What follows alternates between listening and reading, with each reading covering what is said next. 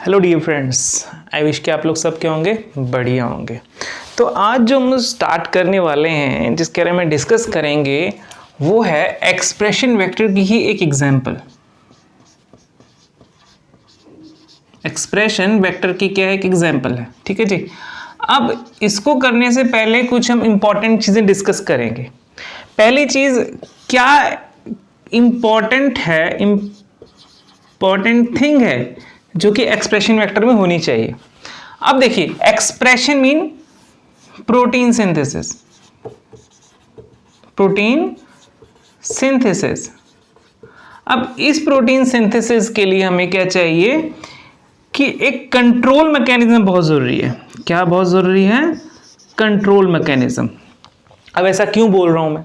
क्योंकि मैं नहीं चाहता, ठीक है, या हम नहीं चाहते कि कोई भी जीन ऑफ इंटरेस्ट जो है वो हर टाइम क्या रहे, एक्टिव रहे, और वो क्या करे, कंटिन्यूसली एमआरएनए बनाए, फिर उसका क्या बनाए, वो प्रोटीन बनाए। हम क्या चाहते हैं कि कुछ कंट्रोल मैकेनिज्म हो कि जब हम चाहें कि जब इट रिक्वायर्ड है कि हम कुछ इंडक्शन करें, हम चाहें कि जब ये जीन एक्टिव हो तभी वो, मतलब जब हम चाहते हैं कि एक्टिव हो तभी एक्टिव हो, उसके बाद वो प्रोटीन बनाए। आप समझ रहे मेरी बात? तो इसके लिए कंट्रोल मैकेनिज्म बहुत जरूरी है। ठीक है जी। अब कंट्रोल मैकेनिज्म एग्जांपल पढ़ेंगे एक पेट वेक्टर की। ठीक है जी। पेट वेक्टर एक एक्सप्रेशन सिस्टम का एक एग्जांपल है, और इसमें क्या है, कंट्रोल मैकेनिज्म किया गया। मतलब हमें कब जीन को एक्सप्रेस कराना है, उसके लिए हमने कंट्रोल सिस्टम पढ़ना है। तो अब इसका एक स्ट्रक्चर पढ़ लेते हैं। देखिए, इसमें जो होस्ट है वो भी मैनिपुलेटेड है। वेक्टर्स जो हम यूज कर रहे हैं इसमें, ऑल दो वेक्टर्स तो होते ही मैनिपुलेटेड होते हैं, ठीक है, जो हम वेक्टर्स ले रहे हैं, ठीक है, वो भी कुछ कंट्रोल सिस्टम में।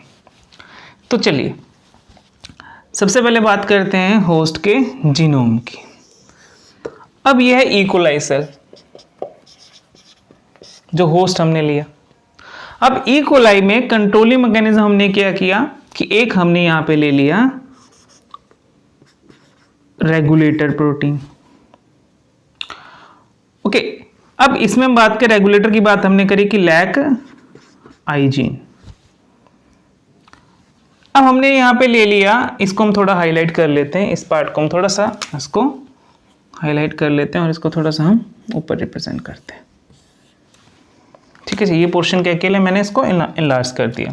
तो इस पोर्शन में क्या चीज़ है, सबसे पहले एक है इसमें ऑपरेटर जीन, एक है इसमें प्रमोटर जीन, और एक जो इसमें हमने जीन ऐड किया वो होगा T7 RNA पॉलीमरेज के लिए, कि ये जीन क्या बनाएगा, T7 RNA पॉलीमरेज एंजाइम बनाएगा। ठीक है। अच्छा, आपको एक मोटा मोटा मैं और बता देता हूं कि कंट्रोलिंग मैकेनिज्म में क्या चाहिए, हमें एक प्रमोटर चाहिए, ऑपरेटर चाहिए, ठीक है, जीन ऑफ इंटरेस्ट है, और एक टर्मिनेटर सीक्वेंस चाहिए। ठीक है, जहां पे टर्मिनेशन हो जाए आपके जो भी आप आरएनए बना रहे हैं। क्योंकि हमें क्या है कि हमेशा डीएनए से क्या बनेगा, हमेशा एमआरएनए बनेगा, उसके बाद फिर क्या बनेगा, इससे प्रोटीन बनेगा। ठीक है जी, प्रोटीन्स बनेंगे। अब चलिए, अब ये लैक आइजीन जो क्या बनाएगा, एक रिप्रेसर बना रहा है। क्या बना रहा है? रिप्रेसर। ठीक है जी, ये रिप्रेसर बना रहा है, और ये रिप्रेसर कहां बाइंड करेगा, ऑपरेटर पे। अब जब ऑपरेटर पे बाइंड कर गया, तो अब जो समझने की बात है, यहां पे आरएनए पॉलीमरेज बाइंड किया सेल का, मतलब E coli RNA polymerase, L से RNA polymerase of E coli cell, तो ये बाइंड करेगा। अब क्या होता है कि यहां पे जब आपका बाइंड कर गया आरएनए पॉलीमरेज, तो इसको कोई बीच में अड़चन नहीं चाहिए, मतलब कोई रुकावट नहीं चाहिए। रुकावट मतलब operator gene should be clear, यहां पे कोई बीच में रुकावट नहीं चाहिए। तो it must be without any kind of रुकावट, in any kind of distraction. So here this operator gene is if free. अगर ये ऑपरेटर जीन फ्री है तो क्या होगा, जो आरएनए पॉलीमरेज है ये जाएगा आगे, आगे जाके क्या करेगा, ये ट्रांसक्राइब्ड करेगा. किसको ट्रांसक्राइब करेगा, एमआरएनए को. अब इस कंडीशन में क्या हुआ कि यहां पे क्या हुआ, एक रिप्रेसर जाके बाइंड हो गया, जिससे कि आरएनए पॉलीमरेज आगे ट्रांसक्रिप्शन नहीं कर पा रहा और हमारा जो T7 पॉलीमरेज है ये नहीं बन रहा. अब आप बोलोगे सर ये T7 आरएनए पॉलीमरेज क्यों लगाया आपने, तो इसका आंसर हम ये करते हैं. अब आएंगे हम वेक्टर पे.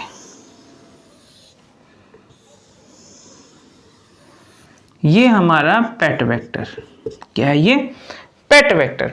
अब इस पेट वेक्टर में जीन ऑफ इंटरेस्ट है जिसके हमें ट्रांसक्रिप्शन करानी है. क्या करानी है हमें, ट्रांसक्रिप्शन. तो मैंने बोल दिया इसको GI करके बोल दिया, जीन ऑफ इंटरेस्ट. अब इसमें भी मैंने लगाया एक ऑपरेटर, फिर मैंने इसमें लगाया एक प्रमोटर.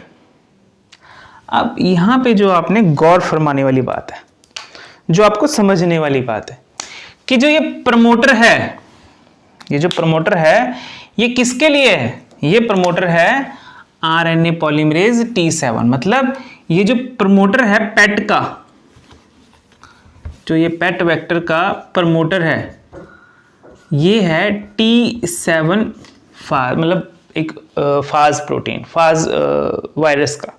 ठीक है, तो T7 फाज से हमने क्या किया, एक सीक्वेंस लिया जिसको हमने बोल दिया कि प्रमोटर है. तो अब मेरी बात समझने की कोशिश करो कि T7 प्रमोटर मतलब बैक्टीरिया का, वायरल का जीन है T7. ठीक है, जिसको हमने यहाँ पे डाल दिया कि it act as a promoter. और इसके लिए जो आरएनए पॉलीमरेज के चाहिए वो भी स्पेसिफिक चाहिए. वो कौन सा चाहिए भैया, T7 आरएनए पॉलीमरेज. ठीक है, अगर ये T7 आरएनए पॉलीमरेज बनता है, अगर ये बन रहा है तो ये क्या करेगा, ये बाइंड करेगा यहां पे और क्या करेगा, ट्रांसक्राइब करेगा जीन ऑफ इंटरेस्ट को. लेकिन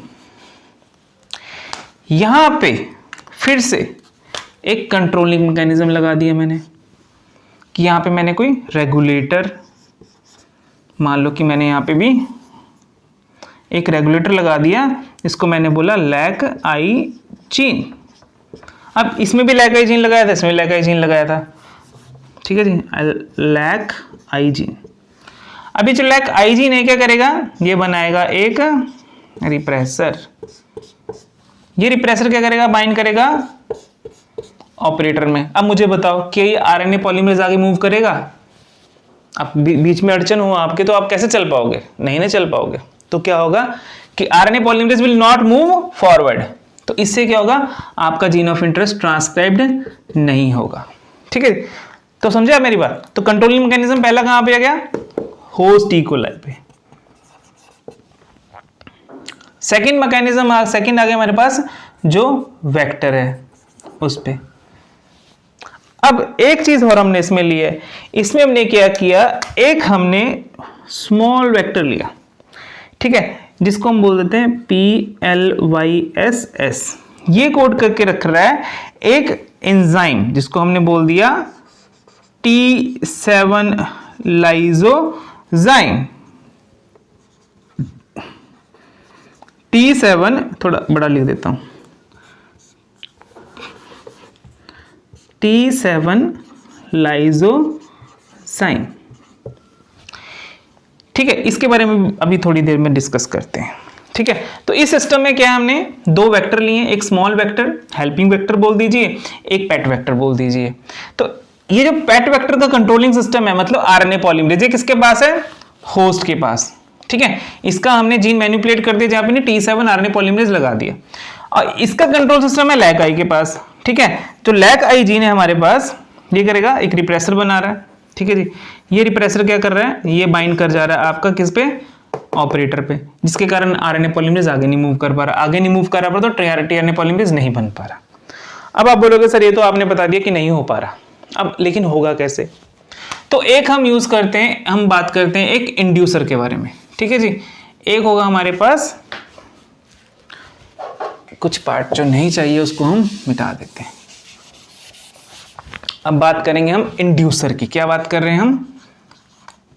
इंड्यूसर। इंड्यूसर मतलब कुछ ऐसा चीज जो कि ये रिप्रेसर को इनहिबिट कर दे ऑपरेटर पे बाइंड करने के लिए। तो इंड्यूसर यहां पे ले रहे हैं आइसोप्रोपाइल थायोगैलेक्टोज। तो ये क्या करेगा? आईपीटीजी ये एक्ट करेगा एज अ इंड्यूसर। जैसे ही आप इसको इंड्यूस करते, मान लो आपने आपके से एक बैटरी प्लेट है, ठीक है, उसमें क्या किया आपने, आपके पास ये पड़े हुए सेल, इकोलाई सेल, हो सेल। अब आप चाहते हैं कि मैं इसको इंडक्शन दूं, तो आप करोगे, आप एक्सटर्नली आईपीटीजी ऐड करोगे कुछ कंसंट्रेशन का, ठीक है। उसके बाद क्या होगा? उसके बाद ये जो है LAC-Z जीन है जो कि प्रोड्यूस कर रहा है रिप्रेसर, ठीक है, ये ऑपरेटर आ गया। समहाउ इसकी इनहिबिशन हो जाएगी कि ये जाके कहां बाइंड करे? ऑपरेटर पे, ठीक है। अब क्या हुआ? आपका ऑपरेटर हो गया फ्री। ऑपरेटर हो गया free because this LAC-ISIN is not able to synthesise. मतलब LAC-ISIN क्या बोला? ये आपका इनहिबिट हो गया, ठीक है। जो आपके हम बोल रहे थे कि ये आपके पास एक रिप्रेसर है, ये बाइंड नहीं कर पा रहा ऑपरेटर को। अब क्या हुआ? आपका ऑपरेटर फ्री हो गया। ऑपरेटर फ्री हो गया तो क्या हुआ? आरएनए पॉलीमरेज आगे मूव किया। आगे मूव किया तो इसने क्या किया? T7 आरएनए पॉलीमरेज को सिंथेसाइज किया, ठीक है जी। अब क्या हुआ? T7 आरएनए पॉलीमरेज सिंथेसिस हो गई, ठीक है। जब इसके सिंथेसिस हो गई तो ये क्या करेगा? आगे जाके बाइंड कर गया। कहां पे? प्रमोटर पे। अब यहां पर भी जो आईपीटीजी है ये भी एक्ट करेगा इंड्यूसर। अब ये जो है आपके पास, ये आगे बाइंड नहीं करेगा ऑपरेटर को, ठीक है। नहीं बाइंड करेगा तो क्या होगा? आपका ये जो है आरएनए पॉलीमरेज ये क्या करेगा? ये मूव करेगा आगे और आपका क्या बनाएगा? एक एमआरएनए। फिर इसकी क्या होगी? ट्रांसलेशन। उससे क्या बनेगा? आपका प्रोटीन, ठीक है। तो समझ गए? इतना समझ आया? अब क्या चाहते हैं? आप चाहते हैं कि इसको स्टॉप करना कि ना हो। अब क्या हो? जो आईपीटीजी आपने, मैंने बोला कि कुछ कंसंट्रेशन डालेंगे, ठीक है। अब आप चाहते हो कि ये स्टॉप हो जाए, कि उतना कंसंट्रेशन डाला था उतना यूज हो गया, इसकी स्टेबिलिटी नहीं रही, मतलब इतना यूज हो गया आपका कुछ कंसंट्रेशन। उसके बाद आप चाहते हैं कि इसको इनहिबिट करें, तो क्या करेंगे हम? एक एक्सटर्नली हम क्या करते हैं? वेक्टर डालते हैं। इसमें एक जीन है दैट इज PLYSS जीन। तो ये जीन बनाएगा T7 लाइसोजाइम। और ये क्या करेगा?